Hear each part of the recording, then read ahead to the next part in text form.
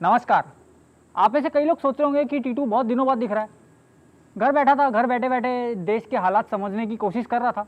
एक टाइम था जब न्यूज़ खोलो तो न्यूज़ में तरह तरह की खबरें सुनने को मिलती थी। इससे शादी हो गई, इसने इसको कुछ बोल दिया, फलाना फिल्म बैन हो गई, रोहित शर्मा ने फिर शतक बनाया, गरीब भूखा मर। नहीं, गरीब की बातें नहीं होती। खैर, 1918 में एक बहुत बड़ी महामारी आई थी। बे तब टिकटॉक कहाँ था। इस महामारी का नाम था स्पेनिश फ्लू। ये स्पेनिश फ्लू 1 साल तक चला था और इसकी चपेट में 5 करोड़ से ज्यादा लोग आए थे। उससे पहले और उसके बाद इंसानों ने ऐसी कई महामारी देखी, लेकिन सबसे ज्यादा नुकसान उन्हीं का हुआ है जो बहुत ईमानदारी से, बहुत मेहनत से, बहुत कम पैसों के लिए हमारी मुश्किलें आसान करते हैं, इतना संघर्ष करते हैं लेकिन चुपचाप। लाखों में है एक मोती, इसकी है मुझे मोटी, दिल है करोड़ों की। बैठ जाइए, सबको मदद करने का मौका मिलेगा। शाबाश शाबाश। एनर्जी चाय। सुन भाई बबलैंडी के। बेटा बहुत हो गया, इंट्रो है गजल नहीं। चल भाई बंद कर, क्या कर। हमारे सर पर छत है, सीलिंग पर एसी है, पंखा है, फ्रिज में ठंडा पानी है, वो अवन में घूमती हुई प्लेट में गरम गरम खाना है। इसका मतलब ये नहीं है कि पूरी दुनिया मजे में है। एक मिडिल क्लास आदमी अपनी पूरी जिंदगी किस्तों में निकाल देता है। घर से लेकर वॉशिंग मशीन तक सब कुछ किस्तों पे खरीदता है। लॉकडाउन के बाद ना जाने कितनी नौकरियां गई। मैंने एक ऐसे ही कपल से बात करी। मैं बिजली का काम करता है, ये कोटी में काम करते हैं। अच्छा, तो आप मतलब कोई सोसाइटी में? हाँ, सोसाइटी में। सोसाइटी में। अच्छा, तो लॉकडाउन जब हुआ तब आपको पता था, आपको अंदाजा था कि इतना भयानक हो जाएगा? नहीं, नहीं, इतना भयानक पता हो- नहीं था जो इतना भयंकर होगा। तो लॉकडाउन के बाद कैसा फर्क आया काम में? आपके क्या काम में कुछ फर्क आया ज्यादा? काम में तो काम उसी दिन से बंद कर दिया। वो हमारा ठेकेदार भी ऐसे ही ठेकेदार की तरफ से काम करते, वो ठेकेदार भी मना कर दिया, बोला घर वर चले जाओ। अब घर जाने का कोई साधन ही नहीं था, मैं फंस गया। मेरा घर पे पैसे देने वाला कोई नहीं है, मैं कैसे जाऊं? तो टोटल कितने परिवार में कितने लोग हैं? यहाँ तो मान परिवार में लो हम 2 बच्चा हाँ। और हम दोनों। तो दीदी, जो आपकी सोसाइटी है, जहाँ आप काम करते हो, आप कितने घरों में काम करते हो? वहाँ 5 घरों में। 5 घरों में। ऐसे वो लोग फोन भी नहीं करता है, कोई कोई तो मदद फिर भी किया, और कोई तो मान लो फोन भी नहीं रिसीव करता है, फोन देख के तुरंत कर देता है। आप जल्दी से आप लोग कुछ करिए, हम लोग अच्छे से गाँव पहुँच जाए, बस इतना। कुछ दिन पहले सुन रहा हूँ मजदूर को घर जाने के लिए राजनीति चालू हो गया। हम लोग जाएंगे तो कैसे जाए घर?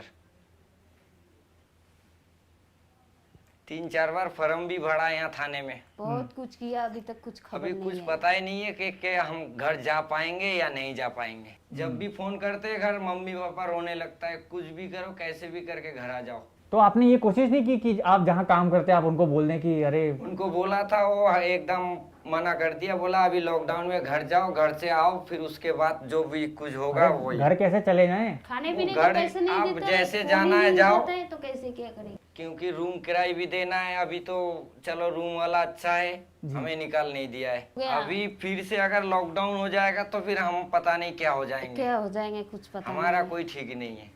अब तो हमें अगर लॉकडाउन कोई में जितना चलने का वो था नहीं सब पहुंचाने कुछ का, किया। सहायता नहीं करेगा घर पहुंचाने का, तो फिर हमारा ऐसे सिंगल वाला होता तो पैदल के चली जाओ। बच्चा, छोटा छोटा बच्चों को दूर लेके का कैसे रास्ता है, जाए? घर- हमारा तो घर भी सफर भी नहीं बहुत निकल दूर सकते। का है, 3 दिन का सफर है हमारा। और तो ठीक से तो आप बच्चों को कैसे मनाते हो जब वो कहते हैं कि मुझे ये खाना है वो खाना है? अब क्या करेंगे, वैसे मजबूरी में तो करना ही पड़ेगा। एक थैली अगर दूध ला के वही पूरा दिन पानी यानी मिला के बच्चों को देना पड़ता है। अभी तो बच्चों को रोकना पड़ेगा। हम लोग अगर कुछ वो करेंगे तो चल जाएगा, बच्चा लोग तो नहीं। पूरा दिन रोते रहेगा, मम्मी बिस्किट दे, मम्मी दूध दे, मम्मी ये दे, मम्मी खाने के लिए पैसा दे। बच्चों को हर साल में नया कपड़ा वपड़ा देना पड़ता है। इस बार तो ऐसे हालत हो गया, हमारे कुछ नहीं, खाने का पैसा नहीं मिली तो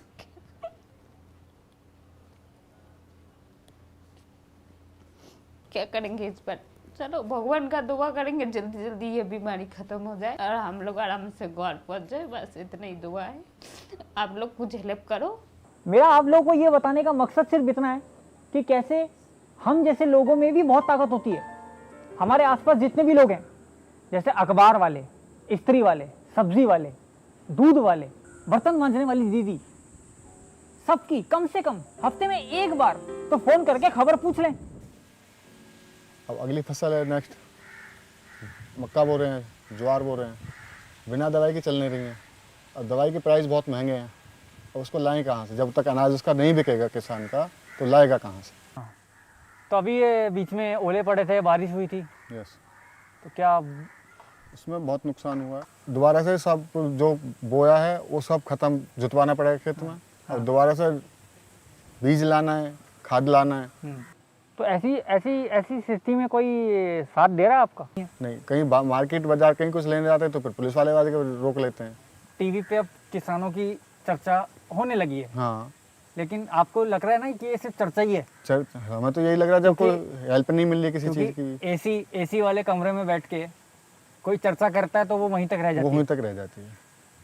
भाई किसान तो बाहर है ना, वो तो धूप झेल रहा है, है। गर्मी झेल रहा है। अब एसी वाले क्या जाने उसको कितनी गर्मी लग रही है। सबसे ज़्यादा पीड़ित जो है किसान ही है, क्योंकि भाई किसान ज़्यादा अंदर ऊपर तक तो जाता नहीं, वो ज़्यादा से ज़्यादा जाएगा बस अपने मार्केट, जहाँ अपनी उसकी सोसाइटी तहसील है वहाँ तक जाएगा। जो मजदूरी है वो तक नहीं निकल पाती है, मिल नहीं पाती है उसकी। इतनी मेहनत किसान करता है, और इतनी मेहनत अगर सब करें तो हमारा देश तो बहुत ऊपर जाएगा।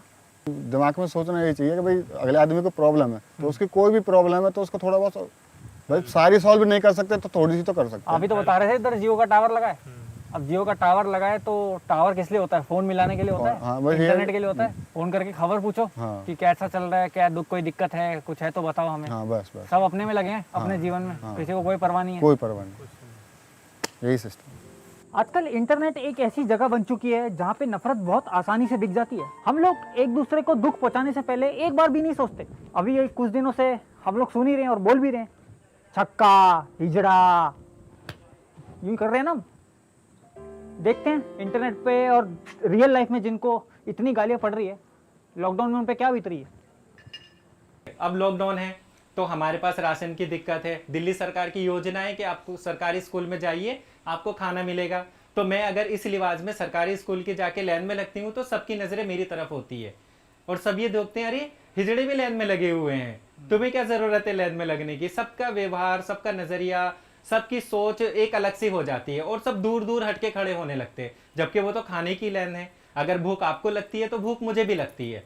क्योंकि आज तक बॉलीवुड में ट्रांसजेंडर कम्युनिटी को अजीब ही एक थोड़ा मजाक के तौर पे दिखाया जाता है, ट्रांसजेंडर को सीरियसली नहीं दिखाया जाता है। ये बदलाव उनकी सोच से आएगा कि शायद उनकी सोच ऐसी है कि हम अगर हैं तो हम एक कार्टून है, तो हमें कार्टून के दौर पे वो दिखाते हैं, मजाक के दौर पे वो दिखाते हैं, कभी सीरियसली नहीं दिखाते कि ट्रांस हैं तो होने दो, कोई बात नहीं। अभी तक जो मदद आई है वो हमें अलग अलग एनजीओ सेक्टर से आई है। मैं जैसे इंटरनेट पे देखता हूँ कि बहुत से जो आज के जिसको मिलेनियल कहते हैं बच्चे, ये सब बच्चे अंग्रेजी फिल्में, हॉलीवुड की फिल्में देख देख के उनका थोड़ा सा, मुझे ऐसा लगता है कि उनका माइंडसेट चेंज हुआ है। लड़के लड़कियां कॉलेजों में उनको प्रपोजल मिलता है बनाने के लिए, अगर उनको ट्रांस का मिल गया तो वो हमारे पास आते हैं कि हमें आपकी स्टोरी आगे तक पहुंचानी है, आप कैसी लाइफ जीते हो, आप क्या क्या फेस करते हो। तो वो स्टोरी जब तक उनकी कंप्लीट होती है, जब तक उनका और हमारा रिश्ता रहता है। जैसे वो स्टोरी कंप्लीट हो जाती है उसके बाद में वो कहाँ और हम कहाँ। लेकिन अभी जो हमसे जुड़े हुए हैं, जो नई जनरेशन की आप बात कर रहे हो, कम से कम वो तो हमारे लिए आगे आते। कोई भाई कोई बहन तो हमारे लिए राशन लेके आती कि कोई बात नहीं, मैं आपके वहां पे आई थी और मैंने देखा था कि आपके यहाँ पे ऐसे ऐसे ट्रांसजेंडर है जो कि रोज के 100, 200, 10, 5 रुपए रोज के कमाते हैं, शायद उनके पास खाना ना हो, ये हम आपको डोनेशन दे रहे हैं, या ये हम उनके लिए लेके आए हैं, प्लीज हमारे साथ चलिए, हम उन तक देना चाहते हैं, या मैं आपके लिए लेके आया हूँ या लेके आई हूँ, आप प्लीज ये रख लीजिए। हमें कितनी खुशी होती। तो सोच वहां पे लगता कि चेंज हुई है। तो जितने भी बच्चे देख रहे हैं वो तो हम लोग अभी ये इतने टाइम से सुनते ही आ रहे हैं, सोशल डिस्टेंसिंग, फिजिकल डिस्टेंसिंग। लेकिन इन लोगों के साथ फिजिकल डिस्टेंसिंग ना जाने कितने सालों से चली आ रही है। लॉकडाउन खत्म हो तो थोड़ी सद्बुद्धि लाओ और इनके साथ फिजिकल डिस्टेंसिंग खत्म करो। अगर आपके साथ बैठ रहे हैं तो उठ के मत जाओ, अगर आपसे बात कर रहे हैं तो घिन मत खाओ। बहुत माहौल खराब। मुझे शाहरुख खान बहुत पसंद है। कौन सा गाना शाहरुख खान का? सूरज हुआ मध्यम। चलो 1 2 3 4। सूरज हुआ मध्यम, चांद ढलने लगा, आसमां ये हाय क्यों पिघलने लगा, मैं ठहरा रही जमीन चलने लगी। तक तक तक तक तक।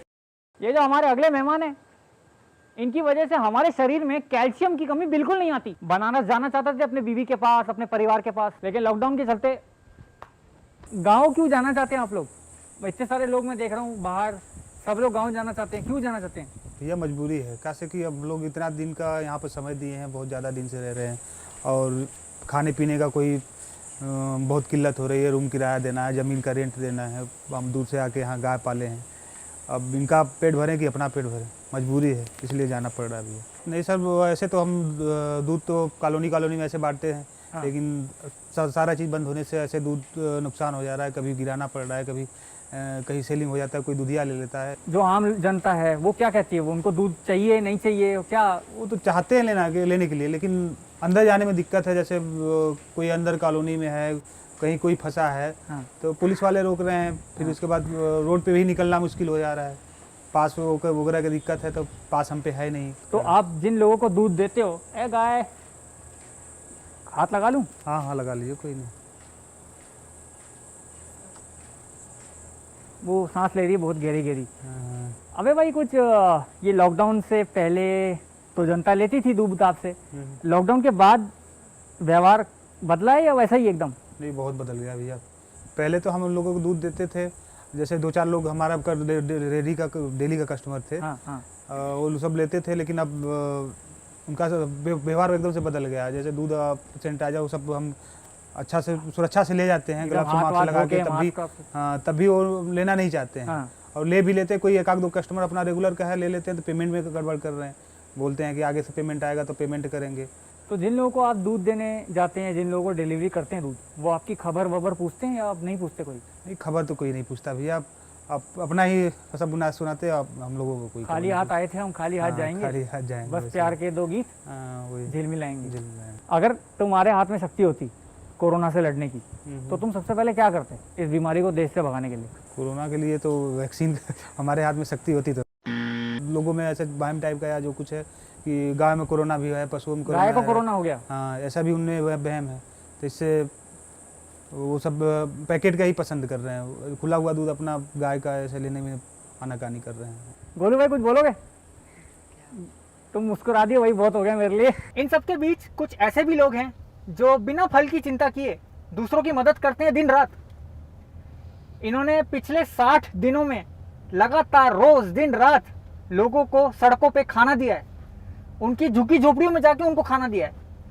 मेरे साथ हैं हरतीरथ। तो बेसिकली पिछले 60 दिनों से, जब से जनता कर्फ्यू अनाउंस हुआ, हम तब से लोगों को खाना पहुंचा रहे हैं। हमने देखा कि हर कोई पैसा मांग रहा है, तो हम कुछ डिफरेंट करते हैं, हम लोगों से रोटियां मांगेंगे। हर कोई अपने लिए 4 रोटी घर पे बना ही रहे, तो अगर वो 10 रोटी एक्स्ट्रा भी बनाएगा तो वो इजीली कर सकते हैं। तो हर परिवार से हम 10-10 रोटी उठाते हैं। हमने शुरू किया था ये 100 परिवारों से। आज हमारे साथ 1500 परिवार हैं, जो कि कुल मिला के हमें 15,000 रोटियाँ शाम तक देते हैं। तो ये रोटियाँ हम खुद उनके घर से इकट्ठी करके हम शाम को झुग्गी झोपड़ी में जाके देते हैं, जहाँ पे खाना नहीं पहुँच रहा। फिर ये तो है जो हम झुग्गियों में खाना देते हैं। कई लोग अपने घर वापस जा रहे हैं, कई वेस्ट बंगाल जा रहे हैं 1600 किलोमीटर चल के, कई लोग पंजाब से मानेसर तक जा रहे हैं, अलग अलग जगहों पे लोग अपने घर जा रहे हैं। एंड हमने 42,000 किलोज फ्रूट्स भी बांटा है। एंड डिफरेंट हम रोज़ मील्स अपनी चेंज करते हैं। तो एक दिन राजमा चावल, एक दिन छोले चावल। जो हम मीडिया में देख रहे हैं, it's not even 1% to be honest. तो जैसे हम रात को 12 बजे KMP एक्सप्रेसवे पे थे, तो कई लोग यूपी की खोसी बॉर्डर पे जा रहे थे। तो सूटकेस में था जो हम एयरपोर्ट में ड्रैग करके लेके जाते हैं, उसी सूटकेस के ऊपर एक बच्चा लटका हुआ है, क्योंकि वो थक गया है काफ़ी। ना उसको पानी मिला 4 दिन से, ना उसको खाना मिला है। 9 महीने की प्रेग्नेंट लेडी, ना उसके पास दूध है, ना उसके पास पानी है, ना उसके पास खाना है। आपको कोई दूर जाने की ज़रूरत भी नहीं है, अपने घर के आसपास ही देख लीजिए, आपको बहुत डेली वेज वर्कर्स जो दिहाड़ी पे काम करते हैं वो मिल जाएंगे। तो अगर हम इन्हीं का पेट भर दें, so we can easily win the battle over corona. वैसे तो मैं ये सब करता नहीं, लेकिन अगर समझ आया तो इस वीडियो पे 5 मिलियन लाइक कर देना और शेयर जरूर करना, क्योंकि जितने शेयर करोगे उतने व्यूज़ मिलेंगे। और इस वीडियो का जितना भी पैसा है वो मैं अलग अलग जगह, वेरीफाइड जगहों पे डोनेट कर दूंगा। अब तुम्हारे हाथ में है भाई, तुम्हें लड़ाई देखनी है लड़ाई देख लो। वैसे सड़कों पे भी लड़ाई चल रही है, पेट भरने की लड़ाई, जिंदा रहने की लड़ाई और अपने घर पहुंचने की लड़ाई। बैठ जाइए, सबको मदद करने का मौका मिलेगा। शाबाश शाबाश। एनर्जी चाय। सुन भाई बगलैंडी के। बेटा बहुत हो गया, इंट्रो है, गजल नहीं। चल बे बंद कर, क्या कर।